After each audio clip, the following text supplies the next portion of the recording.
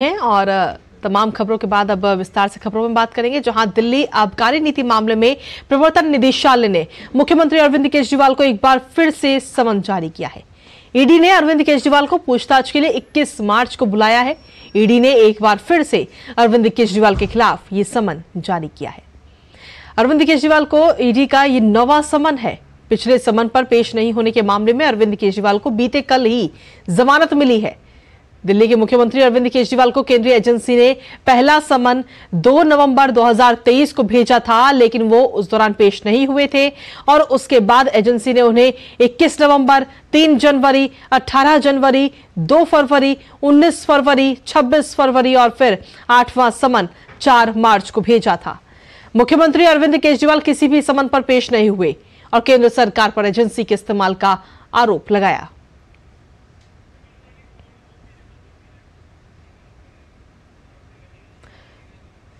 तो आपको बता दें कि ईडी ने अरविंद केजरीवाल को एक बार फिर से ये समन जारी किया है और 9वीं बार ये समन जारी किया गया है। इससे पहले 8 बार और समन जारी किया जा चुका है, लेकिन दिल्ली के मुख्यमंत्री अरविंद केजरीवाल एक बार भी ईडी के समक्ष पेश नहीं हुए हैं। कहीं ना कहीं ईडी के जो तमाम सवाल हैं उनसे बचते हुए दिल्ली के मुख्यमंत्री अरविंद केजरीवाल नजर आ रहे हैं। लेकिन अब जब 9वां समन उन्हें जारी किया गया है और 21 तारीख को ईडी के सामने पेश होने के लिए कहा गया है, तो अब देखना होगा कि क्या इस बार वो पेश होंगे या इससे पहले जिस तरीके से वो हर बार कोई ना कोई बहाना और कोई ना कोई बात बनाते हुए नजर आए, क्या इस बार भी कोई बहाना बनाते हुए नजर आएंगे, ये देखने वाली बात होगी। लेकिन फिलहाल 9वां समन ईडी की तरफ से जारी किया गया है।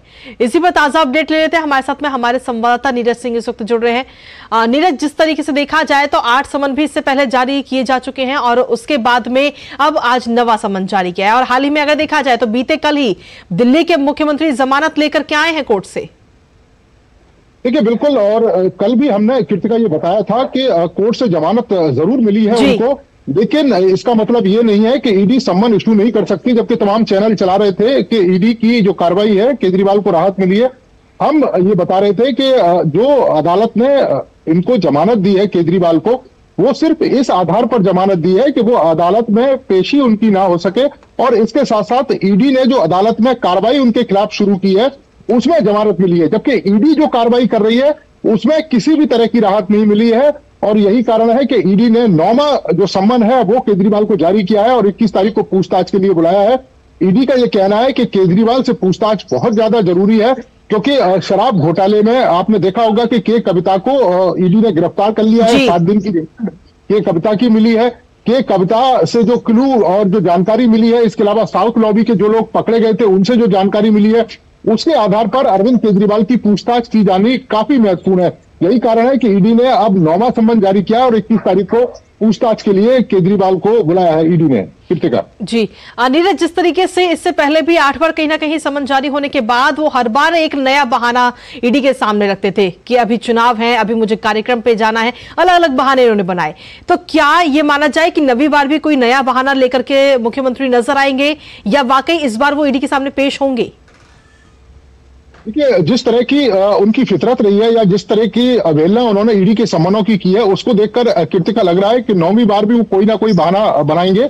और अभी जो जानकारी हमें मिली है कृतिका, उसके आधार पर 10 बजे के आसपास आम आदमी पार्टी एक प्रेस कॉन्फ्रेंस भी करने जा रही है, खासतौर से ईडी के इन सम्मनों को लेकर। तो हो सकता है कोई नया बहाना आम आदमी पार्टी की तरफ से आपको देखने को मिलेगा। लेकिन अगर अरविंद केजरीवाल बार बार इस तरह से ईडी के सम्मनों की अवहेलना करेंगे तो निश्चित तौर पर, जैसे के कविता के साथ हुआ है, 2 बार उन्होंने ईडी के सम्मनों की अवहेलना की। तमाम जो जानकारियां के कविता से ईडी मांगती थी वो जानकारियां के कविता ने ईडी को नहीं दी और ना ही जांच में सहयोग किया।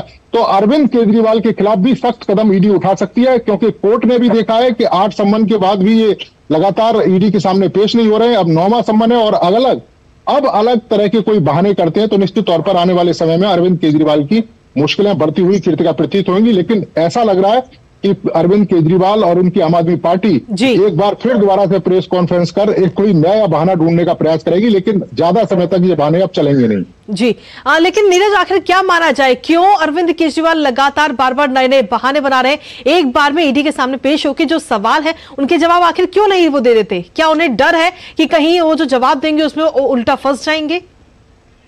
देखिए, ईडी के पास इस बात की तमाम जानकारी है कृतिका कि आम आदमी पार्टी ने किस तरह से दिल्ली की जो शराब नीति है वो लागू करी, प्राइवेट प्लेयरों को किस तरीके से शराब नीति के तहत फायदा पहुंचाने की कोशिश की, साउथ लॉबी से 100 करोड़ की रकम ली, उनका जो यूज है वो आम आदमी पार्टी ने और इसके अलावा गोवा और पंजाब के इलेक्शन में किया गया। ये तमाम जानकारी ईडी के पास मौजूद है।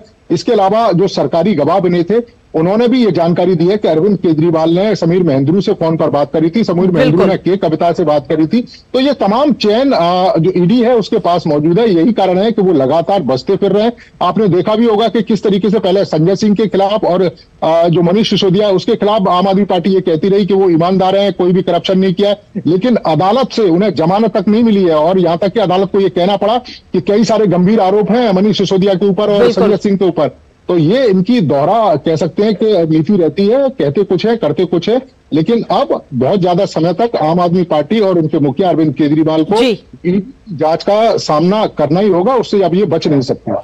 चलिए, बहुत बहुत शुक्रिया नीरज, तमाम जानकारी और अपडेट्स देने के लिए। इस खबर पर आप नजर अपनी लगातार बनाए रखिएगा। तो वाकई अगर देखना होगा कि आम आदमी पार्टी की तरफ से जब प्रेस कॉन्फ्रेंस होगी तो उसमें क्या वाकई एक और नया बहाना बनाया जाएगा, उस प्रेस कॉन्फ्रेंस में भी नजर हमारी लगातार बनी रहेगी। लेकिन फिलहाल बुलेटिन में वक्त एक